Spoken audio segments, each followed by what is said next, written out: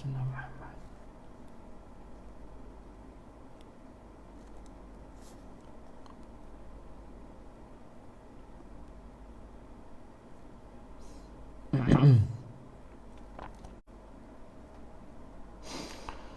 أستغفر الله العظيم، أستغفر الله العظيم، أستغفر الله العظيم، أستغفر الله العظيم الذي لا إله إلا هو الحي القيوم وأتوب إليه. أستغفر الله العظيم، أستغفر الله العظيم. اللهم أنت ربي لا إله إلا أنت خلقتني وأنا عبدك وأنا على عهدك واستطعت بك من شر ما صنعت ولك بنعمتك علي وأبوء بذنبي فاغفر لي فإنه لا يغفر الذنوب إلا أنت. الله أستغفر الله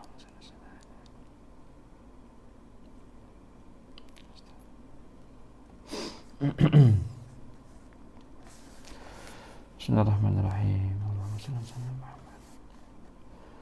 اللهم أنت ربي لا إله إلا أنت خلقتني وأنا عبدك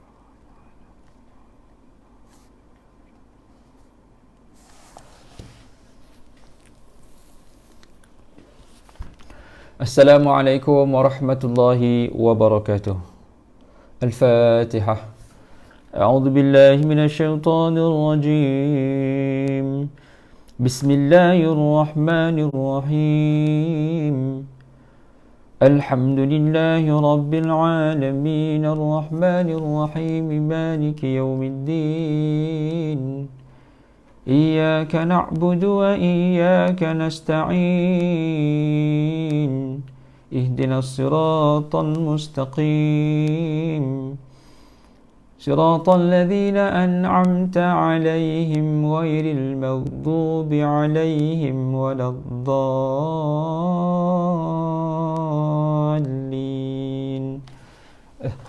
آمين. إن الحمد لله نحمده ونستعينه ونستهديه ونستغفره ونعوذ بالله من شرور أنفسنا ومن سيئات أعمالنا. من يهده الله فلا مضل له ومن يضلل فلا هادي له. أشهد أن لا إله إلا الله وحده لا شريك له وأشهد أن سيدنا محمدا عبده ورسوله. سبحانك لا علم لنا إلا ما علمتنا إنك أنت العليم الحكيم. قال رب اشرح لي صدري ويسر لي أمري واحلل عقدة من لساني يفقهوا قولي. قال الله تعالى في كتابه الكريم بعد أعوذ بالله من الشيطان الرجيم. يا أيها الذين آمنوا اتقوا الله حق تقاته ولا تموتن إلا وأنتم مسلمون. صدق الله العظيم. Muslimin, muslimat yang dirahmati Allah Subhanahu wa taala sekalian. Bersyukur kita pada Allah Subhanahu wa taala dapat sama-sama kita dipertemukan pada siaran kuliah duha online. Mudah-mudahan Allah Subhanahu wa taala merahmati dan memberkati pertemuan yang diadakan pada pagi ini. Selawat dan salam ke atas Nabi kita Nabi Muhammad sallallahu alaihi wasallam, ahli keluarga baginda serta para sahabat, para tabi'in, tabi'in, doa berpanjangan buat seluruh kaum muslimin agar Allah Subhanahu wa taala berikan kekuatan kepada mereka semua. Dan jika ada di kalangan umat Islam yang gugur di medan pertempuran, didoakan kebaikan menjadi milik mereka. Dan juga kita berdoa kepada Allah Subhanahu wa taala agar umat Islam yang sedang dilanda dengan wabak penyakit COVID-19 ini diberikan bantuan oleh Allah Subhanahu wa taala, jalan keluarnya, diberikan kesihatannya, diberikan kekuatan untuk menempuh dugaan. Dan dengan asbab kita mendoakan kebaikan untuk orang lain, kata Nabi sallallahu alaihi wasallam, kebaikan juga yang akan datang pada kita. Tuan-tuan, Nabi sallallahu alaihi wasallam, tuan-tuan puan, nak mengajar kepada kita untuk selalu membaca Allahumma inni as'alukal afwa wal afiyah. Ya Allah, aku mohon kepada Engkau ya Allah keampunan dan keafiatan, kesihatan. Kerana kata Nabi SAW, tidak ada nikmat yang lebih besar yang dikurniakan kepada anak Adam setelah yakin adalah nikmat sihat. Nikmat sihat ini adalah nikmat yang besar. Betapa ramai manusia dia menangisi ataupun meratapi perginya nikmat-nikmat yang lain. Nikmat masa lapang, ya, nikmat muda, nikmat kaya. Tapi Nabi bagi tahu nikmat yang paling besar setelah nikmat iman dan Islam adalah nikmat sihat. Jadi al-afiyah ini nikmat yang besar. Maka mintalah kepada Allah Subhanahu Wa Taala agar kita selalu diberikan nikmat sihat. Kerana nikmat sihat ini nikmat yang terlalu mahal untuk kita abaikan. Cuba bayangkan betapa ramainya manusia yang berada di hospital yang terlantar, yang mengharapkan alat bantuan pernafasan untuk terus hidup. Bagi mereka, duit yang banyak itu tidak lagi bernilai. Yang bernilai hanyalah untuk terus bernafas pada esok hari.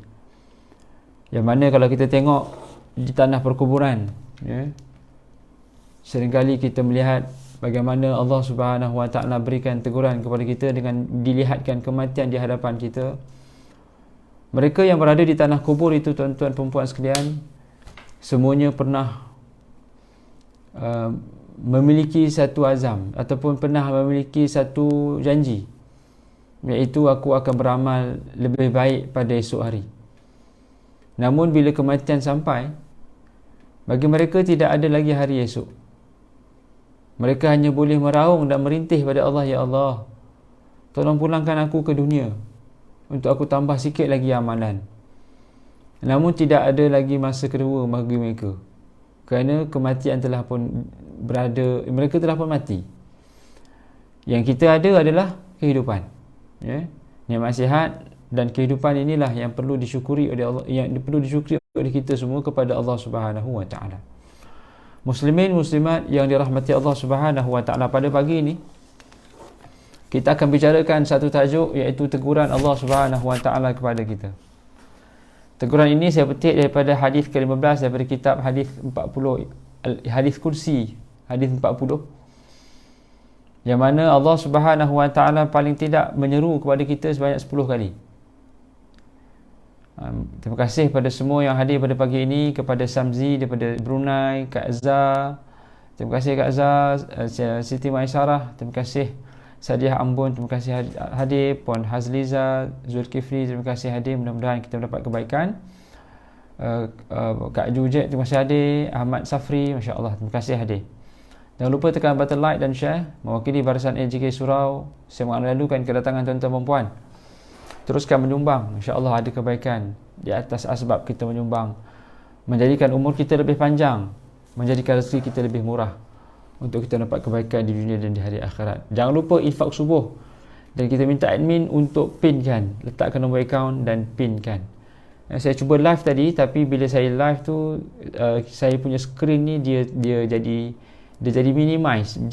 Dia tutup bahagian ruang nombor akaun. Saya pun mungkin dari sudut teknikal lah, saya tak selesai lagi dari sudut teknikal macam mana nak bagi dia zoom out, dia tak zoom in. Baik. Allah Subhanahu Wa Taala ciptakan manusia daripada tiada kepada ada. Allah Subhanahu Wa Taala ciptakan manusia daripada tiada kepada ada. Allah Subhanahu Wa Taala ciptakan manusia penuh dengan kehaibatan. Ya, Allah Subhanahu Wa Taala ciptakan manusia ini penuh dengan kesempurnaan. Laqad khalaqnal insana fi ahsani taqwim. Kami ciptakan manusia ini dengan sebaik-baik kejadian. Malah Allah Subhanahu Wa Taala berbangga dengan Nabi Adam di hadapan para malaikat. Allah Taala kata, wahai Adam, wahai malaikat, usjudu di Adam. Fasajadu illa iblis. Di saat Nabi Adam diciptakan, Allah menyeru, wahai malaikat, sujud pada Adam. Maka sujudlah semuanya, sujud, kecuali iblis. Iblis awal-awal lagi dah menyatakan seterunya kepada Adam, aku tak nak dengan Adam ni. Dengan manusia memang aku tak boleh buat kawan. Kan? Ada orang tanya, Ustaz, kalau katalah iblis dan syaitan ni Allah Ta'ala benci, ataupun makhluk yang jahat, kenapa Allah ciptakan? Kenapa Allah ciptakan jin dan syaitan, iblis dan syaitan? Kalau jahat, kenapa Allah ciptakan makhluk yang jahat? Gitu. Semuanya itu di dalam kekuasaan Allah Subhanahu Wa Taala. Allah ciptakan itu untuk menguji manusia. Allah nak menilai siapakah di kalangan manusia yang baik amalannya, yang kuat memujahadah dia untuk mencari cinta Allah Subhanahu Wa Taala. Mohon Ustaz dan sahabat-sahabat sedekahkan Fatihah untuk kawan saya, kata Siti Masyarah. Al-Fatihah, yang kita doa dan kita baca insya-Allah.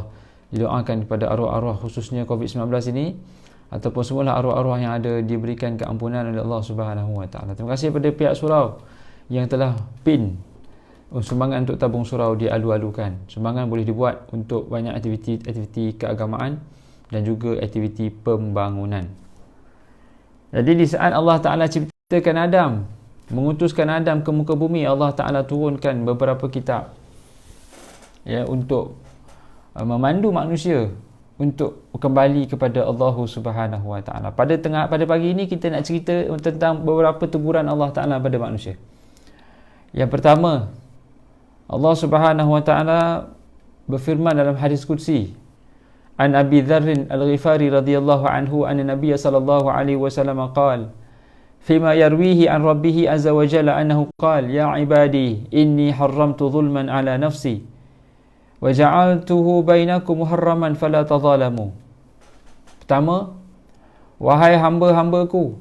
Siapa dia? Kita. Siapa yang seru? Allah. Allah seru siapa? Allah seru kita. Apakah konteks seruan ini? Allah kata, wahai manusia, aku telah haramkan kezaliman atas diri aku. Maka jangan kamu semai sifat zalim ini di antara kamu. Maka aku jadikan sifat zalim ini haram di antara kamu. Maka jangan kamu saling zalim menzalimi. Nikmat ataupun perkara pertama yang Allah tegur anak Adam ataupun kita semualah, jangan zalim. Kerana manusia ni dia ada kecenderungan untuk melakukan kezaliman. Kerana kalau boleh dia seorang je nak, orang lain tak payah. Manusia ni dia ada sifat ananiyah. Apa sifat ananiyah ni? Sifat keakuan. Maksudnya dia seorang je nak, orang lain tak payah. Ataupun dia ada sifat dia nak dulu. Aku nak dulu, orang lain tak payah. Gitu. Sifat manusia ada gitu. Dengan sebab inilah maka manusia akan timbul perasaan untuk zalim orang. Dia nak lebih, dia nak orang lain punya, dia nak berkuasa, dia nak memiliki kekayaan yang boleh menghimpit manusia lain. Dia kalau boleh nak bolot semua kekayaan, dia nak monopoli. Sifat ini yang boleh menzalimi hak orang lain. Maka Allah kata, aku haramkan diri aku dan aku haramkan sifat zalim di antara kamu. Zalim boleh berlaku macam-macam tuan-tuan. Dalam jual beli boleh berlaku zalim. Apa contoh berlaku zalim dalam jual beli? Bila kita buat tuntutan ataupun dipanggil false claim, tuntutan palsu lah. Kita kata barang ataupun produk yang kita jual ini sangat signifikan, sangat powerful. Sampai kita overclaim. Kita kata produk ini kalau dimakan esoknya kurus terus. Kan?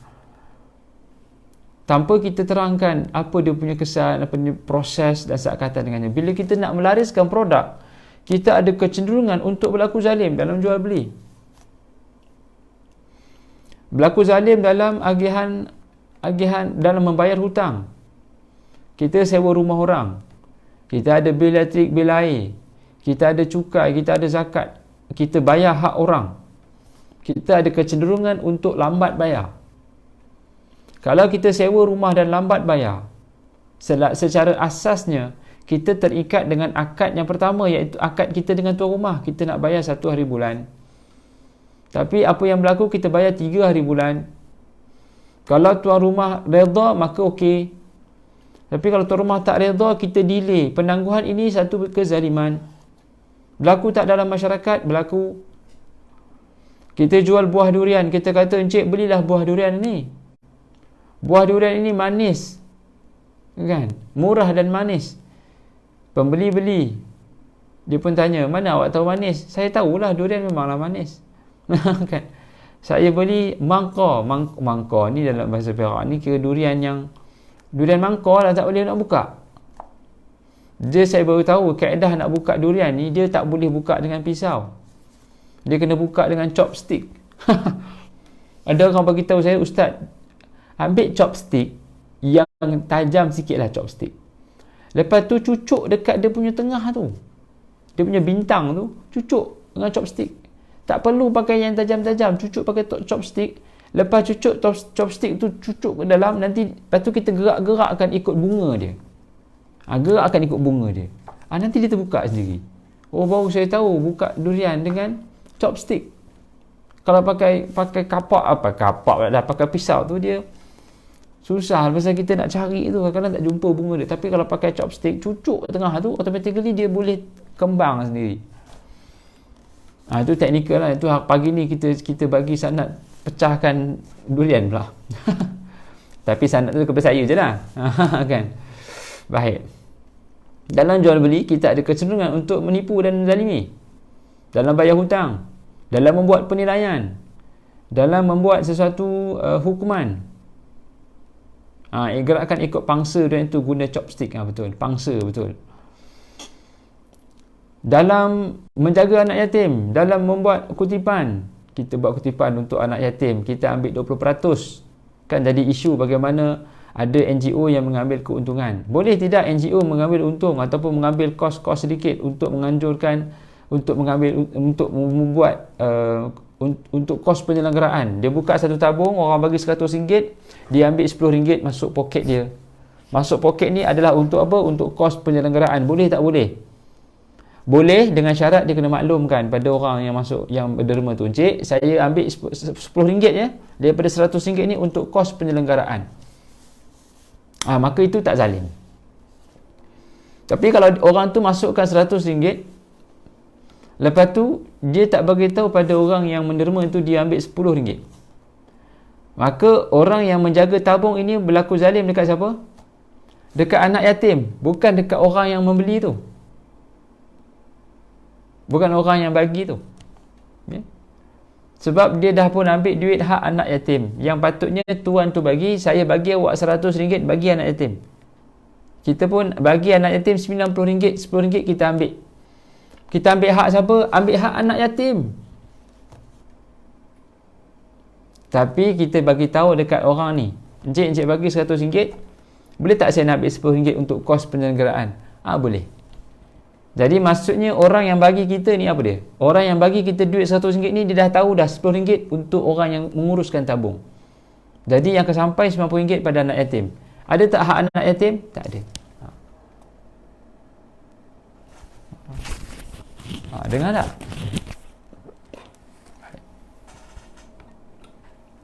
Gitu. Jadi kena hati-hati dalam kita menguruskan dana awam. Dana orang awam ni kena buat hati-hati. Sebab ada kecenderungan untuk kita mengambil hak mereka. Kalau uruskan tabung-tabung, melainkan kita jelas angkat wakilnya, angkat wakalahnya. Maksudnya kita memang orang yang bertugas untuk, kalau angkat jual beli bolehlah ambil untung, angkat jual beli boleh ambil untung. Contohnya kita kata kat orang kat jemaah surau, tuan-tuan, kita akan buat infak ataupun wakaf di mana? Di Jordan, Syria. Maka ni nak masuk musim sejuk. Maka saya ni menjual package wakaf. Package infak. Saya jual apa? Saya jual ni satu beg ni, dalam beg ni ada selimut, ada boros gigi, ada kayu, ada ubat gigi, ada sabun. Ini beg ni harganya RM100. Beli daripada saya jual. Nanti saya akan hantar beg ni ke sana. Kita akan beli di sana. Gitu. Dan bendanya pun dah pun terbeli. Jadi tuan bayar duit, nanti saya akan lepaskan barang saya pada orang-orang miskin di sana. Boleh tak? Kalau angkat jual beli, okey lah. Kalau akad sedekah, dia tak boleh ambil duit tu kerana ada hak anak yatim yang dia sedang ambil kalau dia makan. Jadi yang pertama, Allah tegur kita bab zalim. 1, 2. Ya ibadi, wahai hambaku, kullukum dhalun illa man hadaituh, fastahduni ahdikum. Wahai hambaku, kamu semua sesat kecuali aku yang telah beri hidayah pada kamu. Justru mintalah hidayah kepada aku. Aku akan berikan hidayah kepada kamu. Teguran yang kedua, Allah tegur manusia ni untuk selalulah minta hidayah. Selalulah minta petunjuk.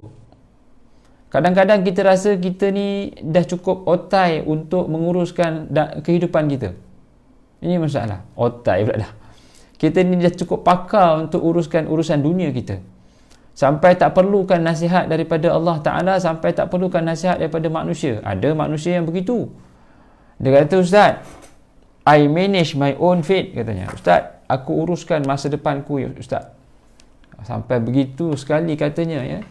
Sekali Allah Ta'ala datangkan coronavirus, terduduk terus.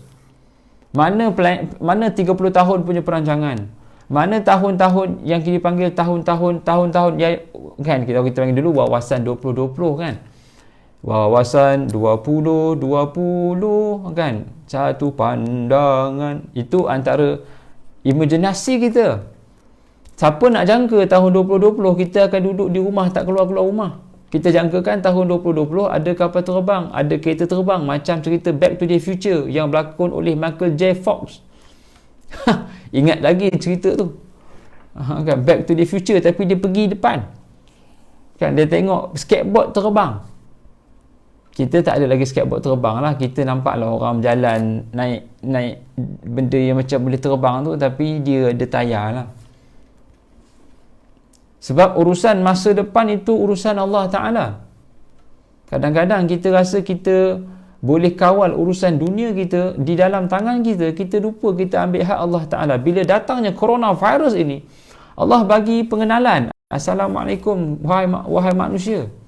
Aku Tuhan kamu yang memiliki masa depan. Aku ni Tuhan kamu yang memberi kamu rezeki. Kenapa kamu tidak mahu minta pada aku? Allahu Akbar. Ya? Allah suruh kita minta hidayah. Buat taat hari-hari ni atas izin Allah Ta'ala. Kita datang ke kelas agama macam ni pun tuan-tuan, adalah satu keizinan, satu nikmat yang besar. Berapa ramai manusia yang ada pada pagi ini, tapi Allah tak izinkan mereka untuk datang ke taman syurga. Allahu Akbar. Allah izinkan kita hadir ke taman syurga, ini satu nikmat yang besar. Jadi Allah tegur kepada kita semua tuan-tuan. Teguran yang kedua, untuk selalulah tadah tangan minta pada Allah. Ya?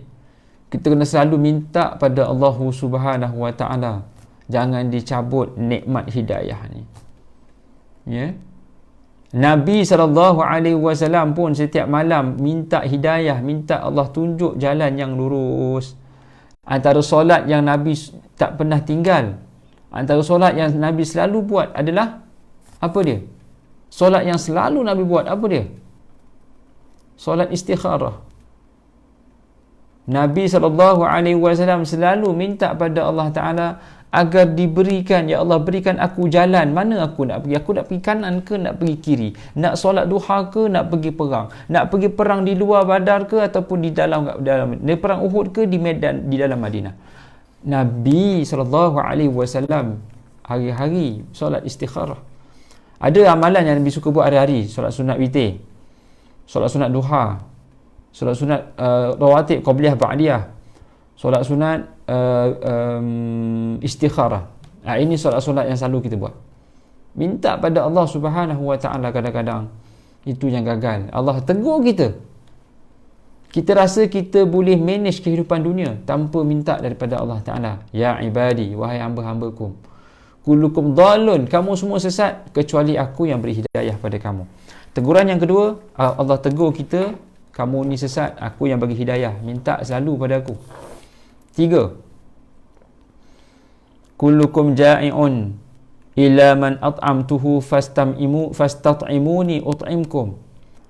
Wahai hamba-hambaku, ya ibadi, wahai hamba-hambaku, kamu semua dalam keadaan lapar, kamu tidak ada makanan, melainkan aku yang berikan kamu makan.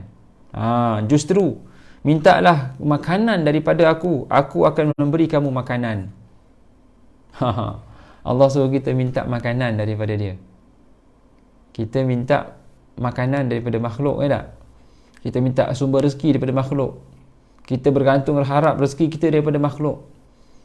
Lupa kita minta daripada Allah. Dialah yang memberikan hujan, yang turunkan hujan, yang tumbuhkan pokok. Minta makan daripada Allah, ya Allah, Engkau berikan aku kekenyangan. Ada orang makan sikit, ada orang makan sikit kenyang, ada orang makan banyak tak kenyang-kenyang. Berlaku. Jadi mari sama-sama kita kembali nilai kekuatan manusia, rapuhnya manusia ini. Kadang-kadang kita rasa ialah kita boleh makan banyak. Makan banyak itu asbab kenyang. Tak. Kenyang, Nabi ialah pepatah Arab kata, nahnu qaumun nakul bila nashba. Kita makan sebelum kita makan masa lapar, kita berhenti sebelum kenyang. Kita ni orang Islam ni patutnya makan masa lapar, berhenti sebelum kenyang. Tapi apa yang berlaku terbaliknya.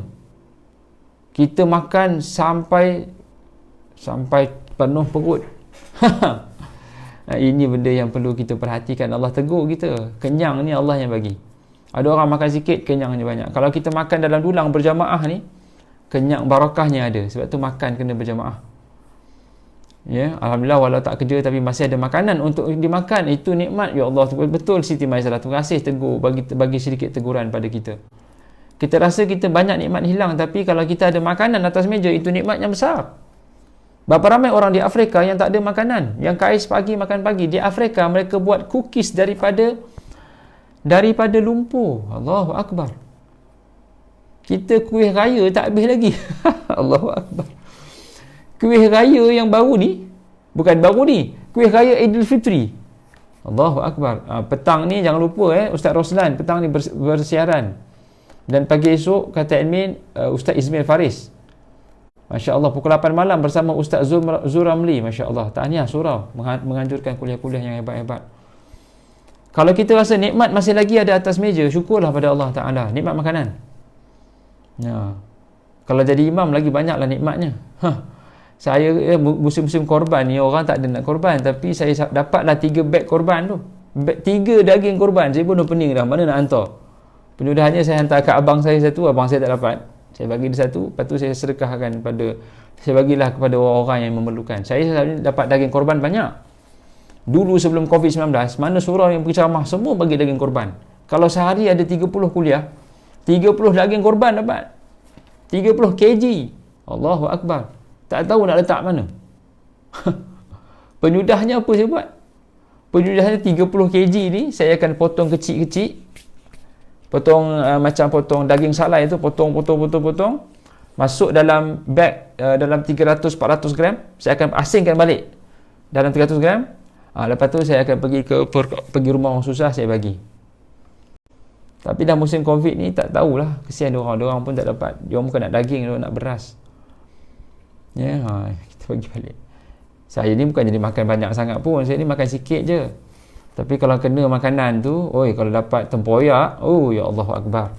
Makan 3 pinggan juga. Maklumlah orang Perak ni dengan tempoyak tu memang makanan dia. Tu sedikit dimaklumkanlah, orang Perak ni dia kuat makan tempoyak tu, itu isu dia. Dulu saya gemuk tapi alhamdulillah boleh kurus sikitlah. Yang ketiga, Allah tegur kita buat makan. Yang keempat, ya ibadi kullukum arin illa man kasautuhu fastaksuni aksukum. Wahai hamba-hambaku, kamu tidak ada pakaian, maka aku yang berikan kamu pakaian. Maka mintalah pakaian daripada aku akan berikan kamu pakaian. Pakaian, nikmat berpakaian, nikmat teduhan di rumah, nikmat memiliki tempat teduh, ini satu nikmat yang besar. Allahu Akbar. Tahu tak dalam cerita dalam suratul Kahfi, bagaimana Zulkarnain pergi ke timur dan barat, masyriqi syams wa ila maghribi syams, ke masyriq, ke matahari terbenam, maghribi syams. Dia jumpa satu kaum yang ingkar pada Allah Ta'ala. Dia seru, wahai kaum, ta'ala pada Allah Ta'ala. Kemudian dia pergi ke maghribi syams, tempat matahari terbit, masyriqi syams. Dia berjumpa kauman, di mana satu kaum yang tidak ada bumbung. Maksudnya jumpa satu kaum yang hidup dengan nature. Dan ikut ahli sejarah mengatakan, ada tafsir mengatakan, kaum yang Zulkarnain jumpa itu adalah kaum yang duduk di Nusantara. Maksudnya orang di Kepulauan Nusantara ini adalah kaum yang duduknya tidak berbumbung. Kita ni duduk dalam gua, duduk di bawah pokok. Kita ni dulu-dululah. Gitu. Kalau ikutkan sejarah tu, Zulkarnain pernah sampai ke Nusantara ni sebab kaum yang boleh duduk dengan nature ni, kita lah tempat matahari terbit yang boleh duduk dengan alam semula jadi ni, alam ciptaan Allah ni. Dia kata ada setengah kata tak boleh sebut alam semula jadi, ustaz. Mana boleh sebut alam semula jadi? Kena sebut alam ciptaan Tuhan. Sebab alam semula jadi, kita menafikan wujudnya Allah yang mewujudkan alam ini. Jadi kita tak boleh sebut alam semula jadi. Kita kena sebut alam ciptaan Tuhan. Ini sedikit orang panggil apa, cara nak bercakap. Alam ciptaan Tuhan ini. Gitu. Jadi bila mana Zulkarnain pernah datang ke kawasan ini di mana manusia hidup dengan alam ciptaan Tuhan ini yang tidak ada bumbung. Yang hidup dengan sungai-sungai. Siapa dia? Orang kita lah. Dulu ni kita tidak ada bumbung. Maksudnya hidup ni bebas begitu je. Jadi kalau kita bangun tidur, kita masih lagi ada bumbung, ada baju nak pakai. Syukurlah pada Allah Ta'ala. Ya, baju kita ni banyak, tuan-tuan. Nabi Sayyidina Abu Bakar AS, di saat Sayyidina Umar bertanya kepada Aisyah, wahai Aisyah, apa yang Sayyidina Abu Bakar tinggalkan di saat dia meninggal? Betul lah durian. Bagi sini sikit, kata Lin Mazlin. Bagi durian sikit ke bagi macam mana tu? Betul. Alhamdulillah, terima kasih dan tahniah pada semua yang hadir. Waalaikumsalam warahmatullahi wabarakatuh jami'an yang hadir pada pagi ini. Saya sentiasa ingat pesan Abah setiap hari katanya. Setiap hari Abah pesan kita jangan mengeluh, insya-Allah doa banyak-banyak. Betul Siti Masyarah, tahniah. Kita jangan mengeluh, doa lah banyak-banyak pada Allah Subhanahu Wa Taala. Post juga ke Muar ya, jangan lupa. Durian murah. Durian Muar murah-murah. Buat apa nak post di Muar murah-murah? Kebanyakan durian di Kuala Lumpur ni daripada Muar lah. Daripada Kuala Kangsar satu, daripada Muar pun satu. Pagi ni ada orang buka food, dia buka truck durian Kuala Kangsar. Durian Kuala. Boleh pula travel durian. Dia kata sebab dia petani, jadi dia dapat surat pelepasan untuk lariskan durian-durian orang kampung. Kalau tidak kan tak ada habis pula. Jadi ada yang beli durian daripada Muar, ada beli durian daripada Kuala Kangsar, letak di Kuala Lumpur. Letak pukul 8, pukul 10 habis dah. Orang borong durian macam makan nasi. Makan. Punyalah semangat orang makan durian. Nak kata orang tak ada duit. Ya Allah Akbar. Di Kuala Lumpur ni orang bukan tak ada duit. Tak ada, yang orang malas je mungkin dia tak jumpa cara nak cari duit. No initiative dipanggil. Kita kena usaha.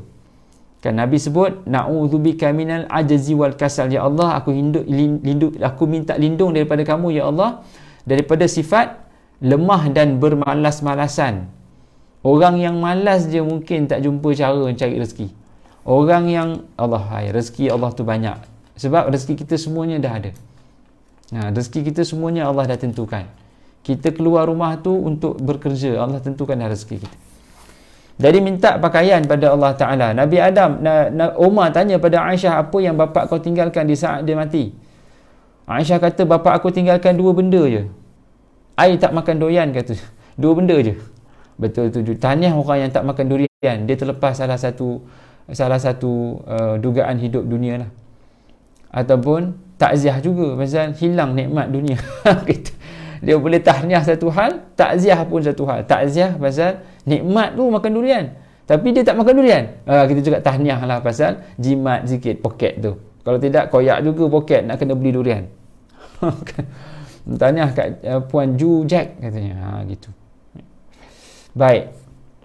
Kata Aisyah, bapa aku tinggalkan 2 benda je.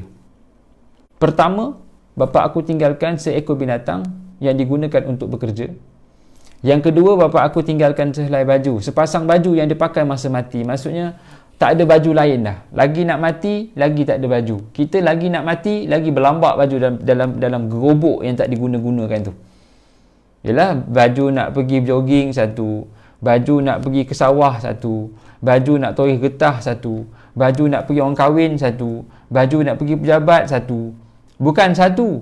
Satu colour satu, lepas tu colour lain. Baju nak pergi kenduri kahwin satu, baju nak jumpa pak mentua satu. Banyaknya baju-baju. Kan? Dalam gerobok rezeki ni, dalam almari rumah kita, cuba cek banyak tak baju. Kalau banyak lagi baju, syukurlah pada Allah.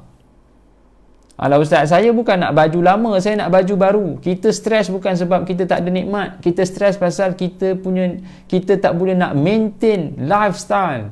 Cara kita yang tamak mengkaut nikmat duniawi. Bila datang COVID, Allah ajar kita berpada-pada nikmat yang ada ni. Syukurlah, banyak nikmat lagi. Ada makanan atas meja, ada baju yang nak dipakai, ada bumbung untuk berteduh, boleh tengok anak depan mata. Orang di Palestin tu anak mati.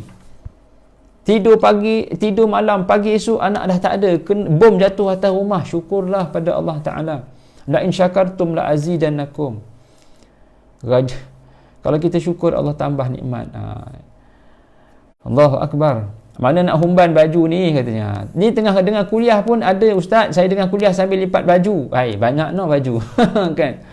Allahu Akbar. Nikmat kita banyak, tapi kadang-kadang kita tak perasan. Kaya dah kita ni. Kita ada nasi, ada roti, ada buah. Kaya kita, tapi kita rasa macam tak cukup kekayaan tu sebab nak maintain lifestyle, gaya hidup yang bermewah sebelum ini yang tak boleh nak kita kompromi. Allah sebut lagi, ya ibadi, innakum tukhti'una bil-laili wan-nahar wa ana aghfiru dhunuba jami'a fastaghfiruni aghfir lakum. Wahai hamba-hambaku, kamu semua banyak melakukan dosa di waktu malam dan siang, sedangkan aku pengampun. Justru mintalah kepada aku pengampunan. Allah tegur kita yang nombor 5. Pertama, Allah kata jangan zalim. Yang kedua, mintalah hidayah. Yang ketiga, makanan, minta pada Allah makanan. Yang keempat, minta pada Allah Ta'ala pakaian. Makanan ni nikmat makan yang tak putus. Pakaian ni nikmat berlindung daripada panas yang tidak hilang. Yang kelima, minta ampun. Kita ni semua ada dosa, tuan-tuan puan. Minta ampun pada Allah Ta'ala. Sayang kalau kita tidak minta ampun pada Allah. Nabi SAW minta ampun 100 kali sehari semalam. Istighfar Nabi tidak kurang 100 kali sehari semalam. Nabi solat sunat sampai bengkak kakinya. Ya? Kita bengkak kaki, tapi sebab gaut. Itu bengkak dia panggil. Bengkak je. Dia bengkak dengan bengkak lain. Bengkak ni, bengkak lah. Kalau bengkak ni, saya ingat ramai orang tahu. Bengkak ni, tak tahulah bahasa Kuala Lumpur ke bahasa Perak. Kadang-kadang saya ni pun bercampur juga bahasa Perak ke bahasa Kuala Lumpur. Bengkak je. Bengkak ni maksudnya kita menyirap. Menyirap ni pun bahasa yang perlu difahami juga. Macam tak puas hati lah dia panggil. Allah suruh kita minta pada Allah Ta'ala yang maha pengampun. Dosa banyak, mintalah ampun. Jangan sombong pada Allah Ta'ala. Buat dosa bertimbun-timbun, hapah tidak minta ampun. Tak minta ampun pun, dosa buat. Hari-hari buat dosa. Buka je Facebook, dosa sesaja. Hati-hati buka Facebook ni. Buka Facebook ni, kalau boleh kita scroll ni. Sekali scroll, subhanallah. Boleh tak gitu? Kalau sekali scroll subhanallah, boleh 3-4 jam. Dia tak tengok je. Apa dia baca tu, mak? Tahulah banyak berita nak baca ni di WhatsApp ni. Cakap mak, selagi mana baca scroll WhatsApp tu memang tak habis pasal cerita banyak. Cuba tutup. Habis pun. Kan? Cara nak habiskan baca handphone ni, tutup je. Baru habis, baru ada masa nak bercakap dengan Allah Ta'ala. Selagi mana kita buka je handphone ni, tak akan habis pasal cerita macam-macam nak baca ni. Masalahnya bukan cerita pasal kita, cerita pasal orang. Kita banyak cerita pasal orang lain berbanding kita yang nak ke syurga.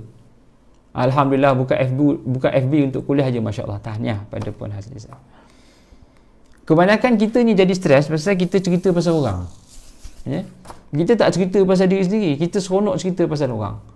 Cuba tengok dekat Facebook tu, cerita pasal diri kita je. Kan? Menyampah lah tengok. Rasa macam dah lah gemuk, kata. Kita marah diri sendiri. Dah lah gemuk. Tak maulah cakap dengan diri sendiri. Nampak? Maksudnya kita dah lah tak sembahyang. Dah lah tak baca Quran. Dah lah kuat mengata orang. Kalau cerita diri sendiri, kita tak akan baca. Menyampah lah ustaz. Cerita diri sendiri. Seronok cerita buruk orang. Awas. Ya? Kita minta ampun pada Allah, dosa kita banyak. Kalau kita ada banyak masa fikir dosa sendiri, kita tak ada masa nak fikir dosa orang. Gitu. Ya, kalau kita tahu kita ni banyak berdosa, tak cukup masa nak merintih pada Allah Ta'ala, kita tak ada masa nak cari masalah orang. Pasal kita pun ada masalah. Ironinya manusia, di mana dia sendiri ada banyak masalah. Dia sendiri ada banyak masalah, tapi sibuk cari salah orang. Allahu Akbar. Ya? Cari satu salah, cerita ke orang pula. Allahu Akbar. Ya? Baik, teguran yang ke-6. Ya ibadi, innakum lan tablughu darri fatadurruni wa lan tablughu naf'i fatanfa'uni. Wahai anak Adam, sesungguhnya kamu tidak memiliki kemampuan untuk sakitkan aku, tidak memiliki kemampuan untuk memberi keuntungan untuk aku. Allah bagi tahu kat kita, wahai manusia, kamu ni lemah, kamu tak boleh sakitkan aku, kamu tidak memiliki kemampuan untuk menguntungkan aku. Maksudnya apa? Maksudnya kita ni nothing lah. Di sisi Allah Ta'ala, manusia ni tidak ada apa-apa pun. Cuma kita ni hidup atas ihsan Allah Ta'ala je. Allahu Akbar. Ya? Allah berkata, wahai manusia, kamu tak boleh bagi manfaat, tak boleh bagi mudarat pada Allah. Kalau kita bangun subuh pagi ni, kita buat qiyamul lail tadi 8 rakaat tahajud, sedikit pun tidak menambah keagungan Allah. Kalau kita tak sembahyang zuhur jap lagi, sedikit pun tidak mengurangkan keagungan Allah. Allah ada makhluk yang bernama matahari. Matahari ni terbakar sejak berjuta-juta tahun, tak pernah sehari pun dia padam. Hebatnya matahari ni, dia terbakar dalam vacuum. Tahu tak vacuum tu apa? Kita ada cawan. Ini mainan anak saya lah. Kita ada cawan, kita masukkan kertas yang sedang terbakar. Lepas tu kita tutup cawan tu. Lama kelamaan api tu akan padam kerana dalam tu telah pun menjadi vacuum. Maksudnya pembakaran tak boleh berlaku dalam environment yang vacuum, yang tak ada udara. Begitulah alam semesta, alam angkasa lepas. Alam angkasa lepas ini dia tidak ada udara. Dia vacuum. Tapi bayangkan matahari terbakar dalam vacuum. Cuba bayangkan macam mana Allah ciptakan matahari terbakar dalam vacuum. Yang keenam, Allah tegur kita ni tak mampu nak sakitkan Allah, tak mampu nak memberi keuntungan pada Allah. Tak boleh bagi mudarat, tak boleh bagi manfaat pada Allah. Allah tegur kita. Sedar, tepuk diri. Kita buat taat ke, buat maksiat ke, Allah tak ada kesan. Yang berkesan kita. Allah ciptakan matahari yang terbakar dalam vacuum. Siapa cikgu fizik atau cikgu chemistry kat sini? Cikgu fizik ke, cikgu chemistry ke, dia tahu macam mana pembakaran. Combustion kena ada udara. Pembakaran mesti ada udara. Baru pembakaran itu pembakaran yang sempurna. Tapi matahari terbakar dalam vacuum. Satu, adalah terbakar dalam vacuum. Matahari ni terbakar sejak berjuta-juta tahun. Apa yang dia bakar pun tak tahu. Sebab selalunya kalau kita bakar sampah, mesti ada sampahnya. Bila habis sampah, habislah apinya. Masalahnya matahari ni terbakar apa? Tahu tak Allah ciptakan keagungannya? Allah tunjukkan pada kita, tengok matahari tu. Wa syamsi wa duhaha. Tengok matahari. Allah ciptakan matahari daripada ke atas kehebatan Allah Ta'ala. Saya sejak PDPR ni jadi cikgu. PDPR jadi cikgu, jadi cikgu banyak subjek katanya. PDPR ni tak aci lah semua cikgu kita nak. Cikgu matematik kita, cikgu bahasa Melayu kita, cikgu sains pun kita. Pasal anak nak belajar, anak tak faham, jadi kita lah belajar. Apa faham budak tu ikut pada mak bapak dia punya pemahaman. Kan? Apa kamu ni long? Susah benar nak belajar. Ayam dengan telur, mestilah telur dulu. Dia kata, mana ada telur dulu mak? Ayam dulu. Sebab daripada ayam pun datang telur. Mana kamu belajar ni? Kan? Telur lah dulu baru ada ayam. Macam mana ayam nak keluar kalau tak ada telur? Ya tak ya juga. Tapi mak, telur ni daripada siapa? Telur ni daripada ayam. Habis tu mak, siapa? Ayam dulu ke telur dulu? Ya tak ya juga kamu ni. Jangan bagi mak confuse. Kan? Bergaduh ayam dengan telur, tak tahu siapa dulu. Betul juga. Yalah. Ataupun mak tu bijak sikit. Mula-mula dia burung. Telur ayam ni daripada burung lah. Oh. Lepas tu burung dengan telur burung siapa dulu? Telur lah. Habis tu telur burung siapa pula dulu? Telur burung. Dia dah fikir pula. Jadi susah juga jadi PDPR ni, mak nak kena fikir semua masalah sains. Jadi Allah ciptakan matahari. Cuba bayangkan betapa agungnya Allah Ta'ala. Manusia ni tak boleh nak bagi manfaat. Tak boleh bagi manfaat, tak boleh bagi mudarat pada Allah Ta'ala. Sedarlah diri kita tuan-tuan. Teguran Allah yang ke-6. Wahai manusia, kamu tak boleh bagi manfaat. Kamu tak boleh bagi mudarat pada Allah Ta'ala. Ya ibadi, Lau anna awwalakum wa akhirukum wa insakum wa jinnakum kanu ala atqa qalbi wa rajulin wahidin minkum ma zada dhalika fi mulki syai'a. Wahai hamba-Ku, seandainya kamu semua yang terdahulu maupun yang terkemudian di kalangan manusia maupun jin memiliki hati manusia yang paling takwa sekalipun, perkara itu tidak akan menambah kerajaan-Ku sedikit pun. Teguran Allah yang ke-7. Wahai manusia, kalau kamu jadi baik macam malaikat, kalau dikatalah semuanya di kalangan jin, kalau kamu semua termasuklah di kalangan jin dan manusia, semua kita ni, manusia, jin, semua di atas muka bumi ni baik, paling bertakwa, perkara itu tidak akan menambahkan kerajaan Aku sedikit pun. Allah kata sedikit pun Aku tak tambah mulia. Allah bagi tahu kat kita ni, kita jadi baik ni bukan untuk Allah Ta'ala. Allah tak pandang pun kita. Sedarlah kita ni siapa. Ya ibadi, Lau anna awwalakum wa akhirakum wa insakum wa jinnakum kanu ala afjari qalbi rajulin wahidin minkum ma naqasa dhalika min mulki syai'a. Wahai hamba-Ku, seandainya kamu yang terdahulu maupun yang terkemudian di kalangan manusia dan jin memiliki hati manusia yang paling jahat, maka itu tidak mengurangkan kerajaan Aku sedikit pun. Teguran yang ke-8. Wahai manusia dan jin, kalaulah semua kamu ni jahat sekalipun, Aku tidak kurang apa-apa pun. Ini teguran Allah. Ya ibadi,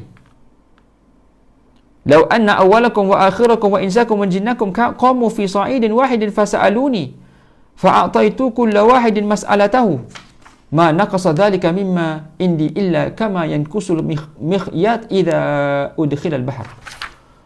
Wahai hamba-Ku, sekiranya orang-orang terdahulu dan yang terkemudian daripada kamu, daripada jenis manusia maupun jin, berdiri di satu tempat untuk meminta kepada Aku, lalu Aku berikan masing-masing daripada mereka permintaannya, maka yang demikian itu tidak akan mengurangkan kekayaan Aku, melainkan seperti hanya jarum yang dicelupkan dalam lautan.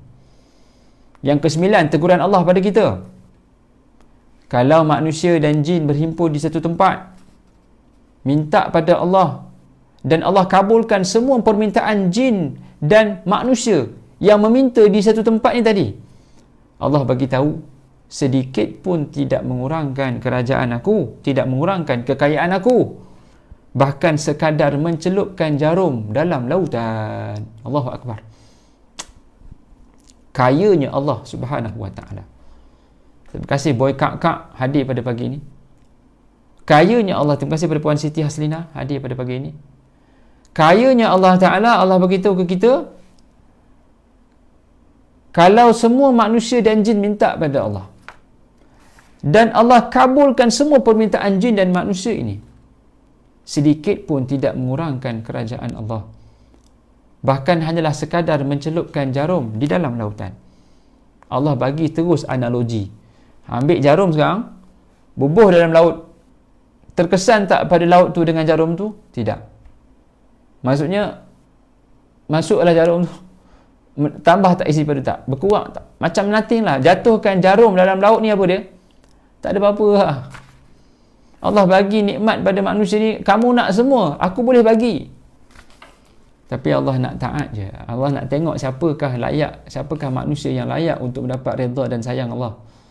Jadi kita bermujahadah, kita sembahyang duha, kita baca maksurat, kita selawat 100 kali, 1000 kali, kita istighfar 100 kali sehari semalam. Kita buat baik ni bukan untuk Allah Ta'ala dapat manfaat, tidak. Sedarlah kita ni milik Allah Ta'ala. Kita minta pada Allah, Allah boleh bagi dan Allah Maha Kaya. Idza arada syai'an ay yaqula lahu kun fayakun. Kalau Allah nak sesuatu tu Allah sebut kun, jadilah, maka jadilah ia. Tapi kadang-kadang kita bersangka-sangka dengan Allah Ta'ala. Banyak sangka-sangkanya. Boleh tak ya Allah, tahun ni, bulan ni ya Allah, aku nak sale 1 juta ya Allah. Boleh tak? Boleh.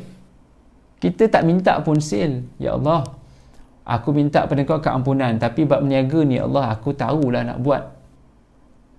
Mintalah ya Allah, tolonglah ya Allah, aku meniaga, tolonglah bukakan pintu-pintu rezeki aku ya Allah. Ya Allah, tolonglah bukakan, datangkanlah insan-insan yang terpilih untuk beli produk-produk aku ya Allah. Amin. Itu cara bercakap dengan Allah Ta'ala. Kita jual produk, kadang-kadang orang kata mahal, betul tak? Siapa pernah jual barang dia kata mahal lah Ustaz? Kita jual barang kerana mahal, bukan sebab barang tu mahal, sebab salah orang yang datang tu. Kita kena jumpa orang yang betul untuk jual barang yang betul. Bila mana seseorang itu boleh melariskan perniagaannya, sebab apa? Sebab dia berjumpa dengan orang yang betul dan dengan produk yang betul. Kan itulah dia punya sifirnya. Minta pada Allah, ya Allah, datangkan aku insan-insan yang betul nak produk ni ya Allah. Kita tak promote pun, dia cari, Assalamualaikum, awak ada jual Sofiah Koko ke? Contohnya begitu. Awak telefon Kak Ju Jack, Puan Ju Jack, saya nak Sofiah Koko boleh? Boleh. Nampak? Contohlah promosi pagi ni dapat. Contoh. Bayangkan betapa kita minta pada Allah sungguh-sungguh. Orang yang beli Ferrari, tuan-tuan, dia tak masuk ke showroom Ferrari tu kalau dia nak pergi beli kereta Toyota. Ada tak dia pergi masuk showroom kereta Toyota tu, dealer tu kata, encik nak cari kereta Ferrari ke? Ya. Berapa kereta Ferrari ni? Kereta Ferrari ni tak mahal, bayar dia sebulan dalam 15,000 sebulan, installment kereta selama 9 tahun. 15,000 sebulan? 5,000. Lebih baik saya beli kereta Honda City saya baru bayar RM800. Orang yang masuk ke kereta Ferrari, showroom Ferrari ni, dia tak cerita pasal kereta Toyota lah ataupun kereta Proton, sebab dia masuk tu memang dia dah mampu nak beli dah. Kita nak orang yang macam ni yang datang ke kedai kita. Bila kita minta pada Allah, ya Allah, datangkan aku insan-insan yang nak beli ya Allah. Kan simple. Contohnya baik. Jadi mintalah pada Allah, ya Allah ni Maha Kaya. Dan yang terakhir, wahai hamba-Ku yang ibadi, innama hiya a'malukum uhsiha lakum thumma uwafikum iyyaha faman wajada khairan falyahmadillah wa man wajada ghaira dhalika fala yalumanna illa nafsah. Rawahu Muslim. Wahai hamba-Ku yang terakhir, dah pukul 7.30 dah ni, ya Allah, tak habislah kita. Wahai hamba-Ku, semua ini adalah amal perbuatanmu sendiri. Aku menghitungnya lalu membalasnya untuk kamu. Sesiapa yang mendapatkan kebaikan, hendaklah dia puji Allah. Dan sesiapa yang mendapat selain daripada kebaikan, maka janganlah dia salahkan sesiapa melainkan salah dirinya sendiri. Hadis riwayat Muslim. Allah bagi tahu semua yang berlaku ni adalah kesan daripada apa yang kita buat. Dipanggil cause and effect. Maksudnya apa yang kita buat, itu yang kita dapat. Apa yang kita buat, itu yang kita dapat. Allah kata itulah yang dapat. Jangan salahkan orang. Fikir sendiri. Kita belajar tak berapa pandai, jadi result kita drop lah. Kita masuk universiti, kita belajar daripada kesilapan kita di peringkat sekolah menengah. Kita jadi rajin. Bila kita rajin, dapatlah 4 pointer. Kesan daripada kita banyak belajar, kita cover semua area subjek tu, senanglah nak jawab dalam peperiksaan. Itu dia punya sifat asbab wa musabbab. Bila kita rajin jumpa orang, dapatlah jumpa pembeli-pembeli produk kita. Dia panggil cause and effect. Sebab wa musabbab. Kalau nak pergi ke Johor Bahru, mestilah melalui Melaka dulu. Contoh, daripada Kuala Lumpur, asbabnya pergilah lalu tol ke selatan, barulah sampai ke Johor Bahru. Mana boleh naik ke Tanjung Malim? Boleh naik Tanjung Malim, tapi kena patah balik lah. Itu sebabnya. Nak sampai ke Ipoh, mesti ikut Tanjung Malim. Itu sebabnya. Kita nak berjaya, maka ada sebab-sebabnya. Nabi SAW nak menjayakan proses hijrah ke Madinah, ada sebab-sebabnya. Nabi macam-macam strategi yang Nabi susun. Jadi sama dengan kita, tuan-tuan dan puan. Apa yang berlaku sekarang ni, baik ekonomi, baik dari sudut politik, baik dari sudut segala-galanya, jangan salah orang lain, salah diri sendiri. Masalahnya kita salah orang lain. Bila salah orang lain, kita tak ada masa nak betulkan diri sendiri. Kita suruh orang lain, kau yang salah, kau betulkan diri kau. Awaklah yang salah, awak pilih saya. Bila kita semua saling salahkan orang, kita tak salah diri sendiri, maka kita tak akan jumpa jalan penyelesaian. Kalau ada 10 orang, A salahkan B, B salahkan C, C salahkan D, D salahkan E, E salahkan F, F salahkan C. A, B, C. A salahkan B, B salahkan C, C salahkan A. Habis itu siapa yang nak betulkan diri sendiri? Tak ada siapa nak betul, pasal semua rasa semua betul. Senang macam ni. A, B, C, tengok diri sendiri balik, betulkan diri kamu. Simple lah. Bila A, B, C pandang diri sendiri, maka dia betulkan diri dia. Bila tiga-tiga ambil tindakan memperbetulkan diri kita, maka apa yang jadi? Kesan daripada itu jadi lebih baik. Masalahnya manusia suka salahkan orang. Diri sendiri rasa tak salah. Itu masalahnya. Kalau masing-masing sibuk fikir macam mana aku nak jadi orang yang lebih baik. Allahu Akbar, indahnya hidup ini. Jadi sebab tu Allah kata, Allah tegur manusia, wahai manusia, yang kamu duk mengeluh ni, jangan salahkan orang lain, salah diri sendiri. Salahkan diri sendiri. Banyak salah muhasabah diri sendiri. Sebab kita rasa kehidupan kita orang lain yang uruskan. Allah yang uruskan. Hidup kita ni di bawah jagaan Allah Ta'ala. Minta pada Allah usaha sehabis baik. Dalam apa juga jangan salahkan orang. Salahkan diri sendiri. Alah ustaz, saya ni kerja memang dah macam ni dah ustaz. Saya ditakdirkan duduk jadi kerja kat syarikat ni. Syarikat apa tu Haji? Syarikat jual arak ustaz. Dah takdir saya duduk di syarikat jual arak ni. Nampak macam mana? Ni takdir saya. Amboi, sedap nampak duduk kedai arak. Lepas tu kata takdir. Pergilah cari kerja lain. Alah ustaz, kedai arak ni sedap ustaz. Dapat arak percuma. Kosi facai dapat bonus 8 bulan. Amboi. Mana boleh begitu? Salahkan takdir pula. Salahkan orang lain. Wah sedap nampak. Ustaz, saya nak bunuh diri ni pasal orang lain lah ustaz. Salah jatuh cinta. Saya bercinta bagai nak arak, lepas tu kekasih saya pergi cari orang lain. Ini semua benda yang tak boleh dipikir, di akal. Ustaz, saya ni nak macam mana ustaz? Saya telah ditakdirkan kerja di dalam syarikat riba ni ustaz. Riba ni memanglah saya tahu haram ustaz, tapi takdirnya saya duduk di sini ustaz. Jangan salahkan takdir. Usahalah sehabis baik. Allah bagi kita kudrat untuk merubahnya. Kita usahakan.